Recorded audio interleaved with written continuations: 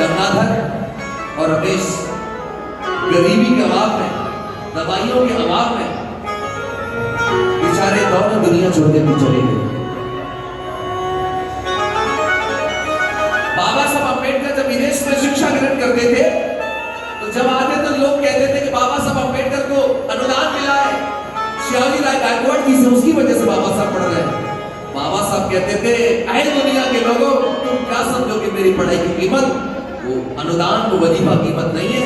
मेरे प्यारे प्यारे बच्चे गंगाधर और रमेश जो बलिदान हो गए वही इसकी सही कीमत अगर तुम जानना चाहते हो। एक घर में प्यारी सी बेटी आई इंदु, और इंदु जब घर में आई तो इंदु की उम्र माता बहनों साल भर की थी। बाबा साहब अम्बेडकर के जीवन का एक जिक्र बाबा साहब विदेश में है और माता रमाबाई की बेटी यानी बाबा साहब की बेटी इंदु बीमार हो गई है। रमा मेहनत मजदूरी करके पैसे बचा बचा करके अपनी बेटी का इलाज करवाने के लिए पैसे इकट्ठा कर रही है। तो एक दिन का जिक्र है, माता रमाबाई मेहनत मजदूरी करके लौटी है, घर में बीमार बेटी है, तभी अचानक उनके पास एक पत्र आया है। रमा की खुशी के मारे उस पत्र को एक व्यक्ति को बुलाया, भैया अरे पढ़ो पढ़ो, मेरे पति ने मेरे साहब ने क्या भेजा है। तो रमा के उस पत्र को, बाबा साहब का जो पत्र आया वो रमा के सामने व्यक्ति फाड़ करके पढ़ने लगा। बाबा साहब लिखते, रमा मैं तो सकुशल हूँ भैया, उम्मीद करता हूँ तुम भी ठीक होगी, लेकिन रमा एक समस्या है, मैं जो 5,000 रुपए लेकर के विदेश पढ़ने के लिए आया था वो पैसे मेरे खर्च हो चुके और मेरे पैसों मतलब मुझे पैसों की जरूरत है, मेरी पढ़ाई में भी कुछ कमी बाकी है, अगर हो सके तो कुछ पैसों का इंतजाम करके दे दो वरना मेरी पढ़ाई रुक जाएगी। पत्र को जैसे जैसे रमा सुन रही है माता वाला आंखों से आंसू गिरने लगे। क्यों? क्योंकि उस समय उनके घर में उनकी लाडली बेटी इंदु बीमार थी। रमा एक नजर तो पत्र पर डालती है, दूसरी नजर इंदु पर डालती है। रमा सोचती है कि मैंने मेहनत मजदूरी करके कुछ पैसे बचा के रखे हैं, अगर इन पैसों को मैं अपनी बेटी के इलाज में लगा देती हूँ तो मेरे पति की पढ़ाई रुक जाएगी, अगर ये पैसे मैं अपने पति की पढ़ाई में लगा देती हूँ तो मेरी बेटी मर जाएगी। अब मैं बताऊं क्या करूं, पहले बेटी बचाऊं कि पति की पढ़ाई पूरी करवाऊं। मैं आप लोगों को बताना चाहता हूं लगभग हर माँ यही काम करेगी कि अगर ऐसी विपत्ति आएगी तो पहले बेटी बचाएगी, अपनी संतान बचाएगी। लेकिन रमा ने ऐसा नहीं किया माता बहनों। माता रमाई ने सारे पैसे इकट्ठे किए और अपने पति को भेजने का मन बना लिया। रमा सोचने लगी कि आज अगर ये पैसे मैंने अपने पति को भेजे और मेरी बेटी को इलाज नहीं मिला तो आज मेरी एक बेटी बनेगी इंदु, अगर मेरे पति की पढ़ाई रुक गई तो भारत में कितनी बेटियां बनेंगी इसका कोई अंदाजा नहीं लगा सकता। तो रमा ने कहा एक बेटी बने तो बन जाए, लेकिन एक बेटी के पीछे भारत की तमाम बेटियों को, करोड़ बेटियों को इलाज नहीं कर सकती। और रमा ने वो सारे पैसे पति को भेज दिए और बेटी का इलाज दिलवा मेरी माता बहनों। तो इंदु ने घर के आंगन में दम तोड़ दिया। जब इंदु ने दम तोड़ दिया तो इस प्रकार बाबा साहब की 3 संतानें चली गई। और जब बाबा साहब अपनी पढ़ाई पूरी करके इंडिया वापस आए तो बाबा साहब को नौकरी करने का मौका मिला।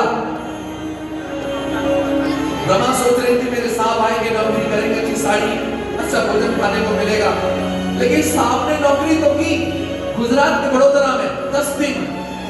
पहले तो उनको किराए का कमरा नहीं मिला जाति की वजह से, और बाबा साहब जब पारसियों की धर्मशाला में रुक गए तो पहले दिन जब ऑफिस गए माता और बहनों सज्जनों तो उनका कुर्सी मेज कोने में पटक दिया, चटाई खड़ी करवा दी गई। और बाबा साहब जब ऑफिस गए तो कुर्सी मेज खुद उठा करके लगाते हैं और चपरासी आता भी है तो दूर से फाइल पैक करके देता है। बाबा साहब फाइल को पढ़ते सिग्नेचर करते हैं, वही फाइल को दूर से ही फेंक के देते हैं। वो आदमी को चपरासी हाथ तब लगाता है जब गौमूत्र से उसको धो लेता है, पहले शुद्ध कर लेता है। ये लगातार 10 दिनों तक मेरे साहब के साथ, बाबा साहब के साथ हुआ ऑफिस में ऐसा बर्ताव। और 11वें दिन लोगों को पता लगा कि डॉक्टर अम्बेडकर नाम का व्यक्ति धर्मशाला को अपवित्र कर दिया। तो 11वें दिन लोग आए और टूट पड़े हमारे लोगों पर। बाबा साहब अम्बेडकर जी का सारा सामान उठा करके रोड पे फेंक दिया।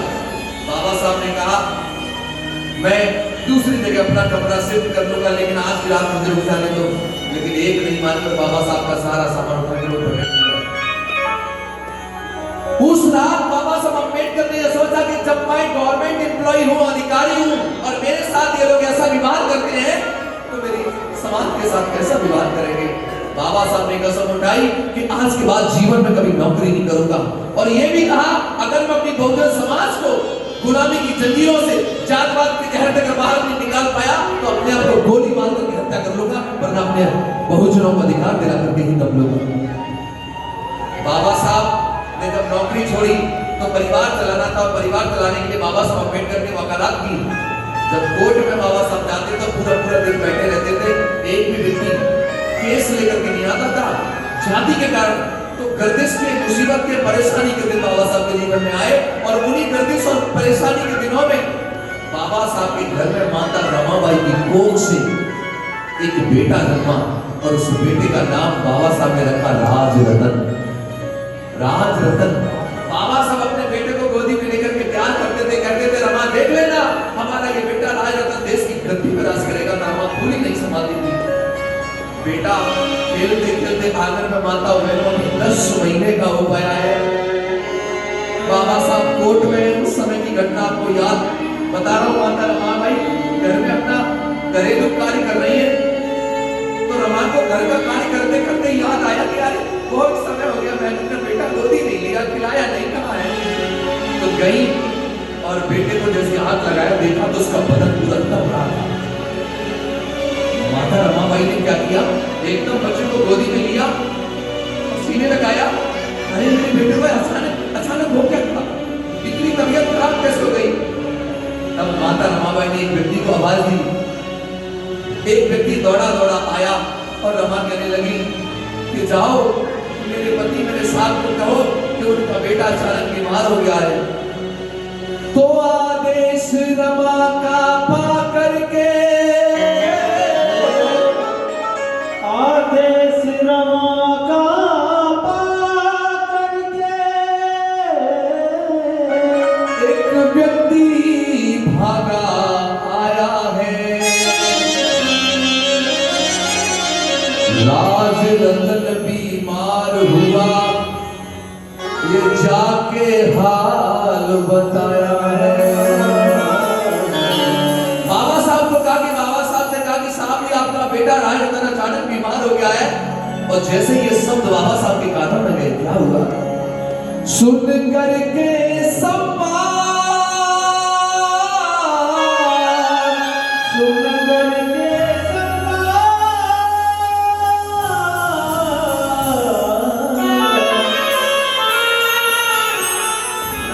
सुन करके संवाद भीम तब मन में एकदम सकुचाए।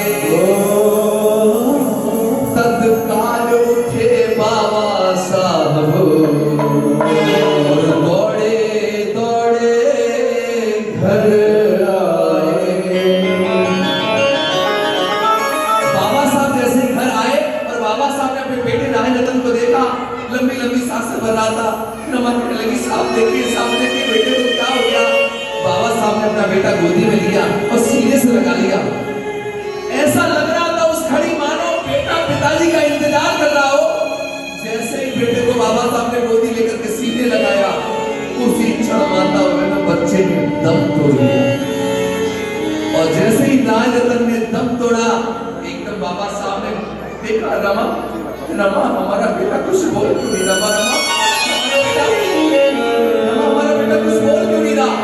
और जैसे ही रमा को पता लगा कि बेटे ने दम तोड़ दिया, तो चीख रमा रोने लगी, चीख रमा रोने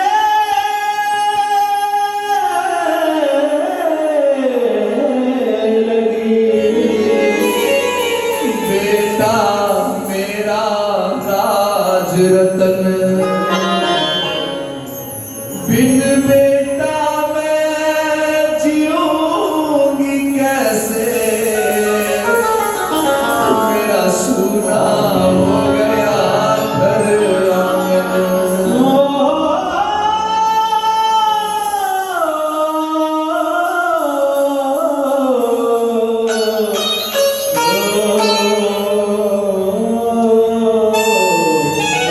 आज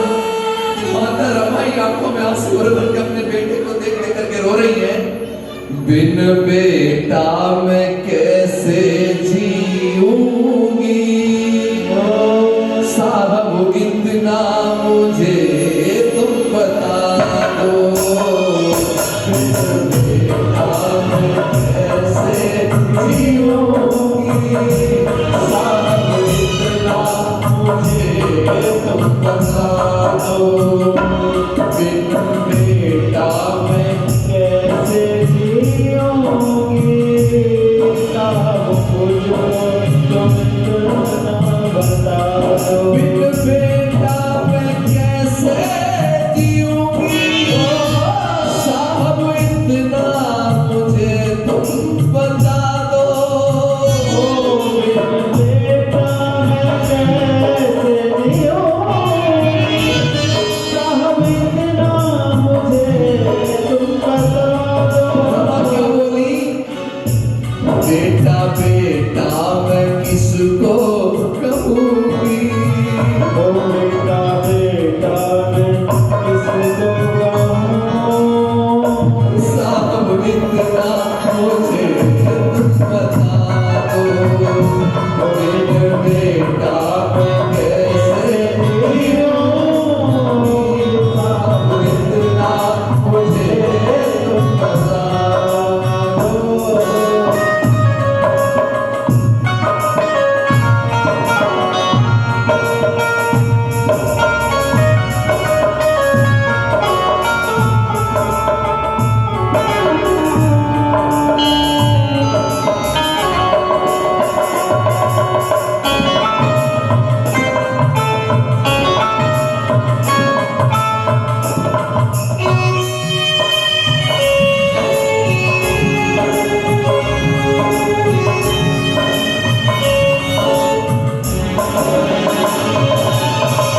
बाबा साहब अपनी पत्नी को कहते हैं रमा चुप हो जाओ, रमा चुप हो जाओ।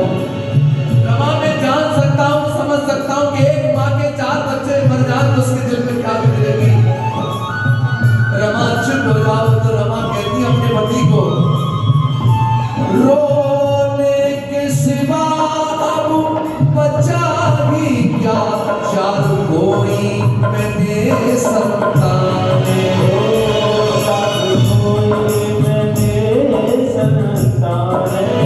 रमा बोली कैसे धीरज मैं दिल को बताऊं, मेरे दिल की कोई भी न जाने। ओ मेरे दिल की कोई भी न जाने। रमा बोली दुखी मन को मैं कैसे समझाऊं, साहब इतना मुझे तुम बता दो। बिन बेटा मैं कैसे जीऊंगी साहब इतना मुझे तुम बता दो।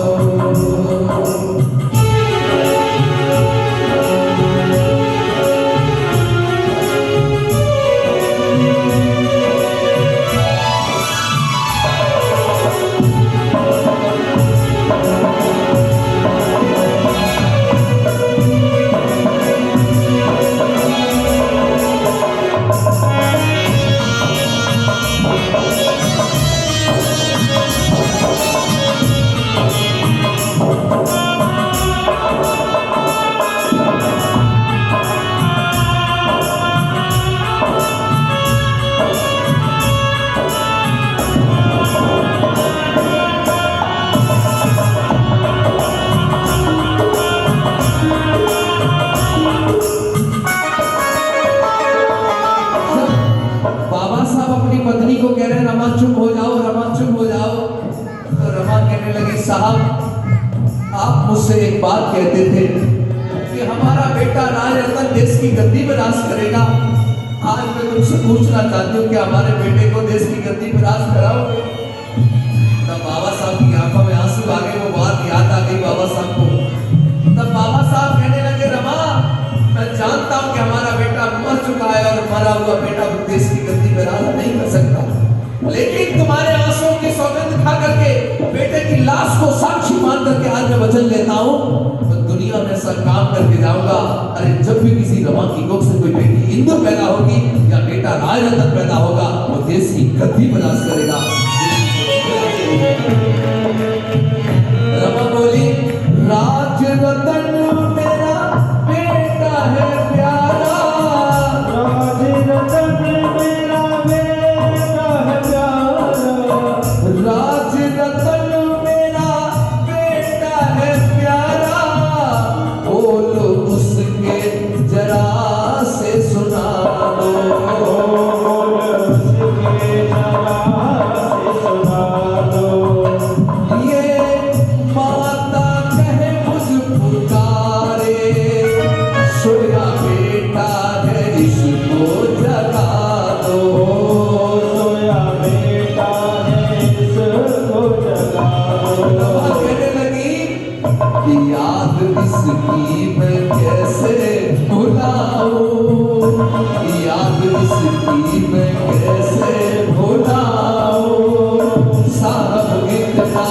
मुझे बता दो।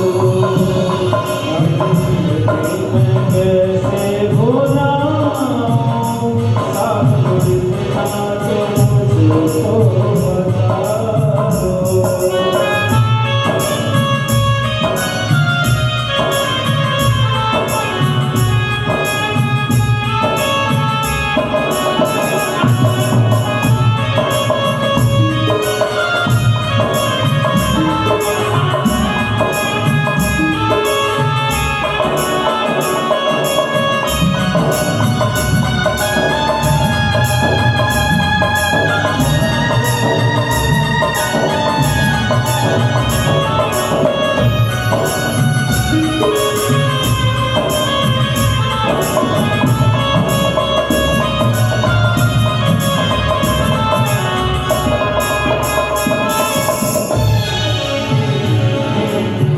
आज माता रमाबाई आंखों में आंसू भर भर के रो रही है अपने बेटे की याद में, और क्या बोली है? भारी कष्टों से मैंने, ओ भारी कष्टों को मैंने उठाकर बड़े नाजों से इसको पाला। बड़े नाजों से इसको पाला। रमा बोली, नाजों से इसको पाला। बेटा खोया है जैसे मैंने, बेटा खोया है जैसे मैंने, ना बिछड़े किसी माँ का लाला, बिछड़े किसी माँ का लाला। अब गोदी में किसको झुलाऊं, अब गोदी में किसको झुलाऊं, साहब इतना मुझे बता दो, बेटा बेटा मैं कैसे बुलाऊं, साहब इतना मुझे बता। बाबा साहब अम्बेडकर ने कहा, रमा मैं तुम्हारे आंसू की सौगंध खा करके कहता हूँ, दुनिया में ऐसा काम करके जाऊंगा कि हर रमा की कोख से पैदा होने वाला बेटा देश की गद्दी पर राज करेगा। बाबा साहब अम्बेडकर के 4 बच्चे चले गए और बाबा साहब अम्बेडकर का एक बेटा बचा, बड़ा वाला बेटा यशवंत।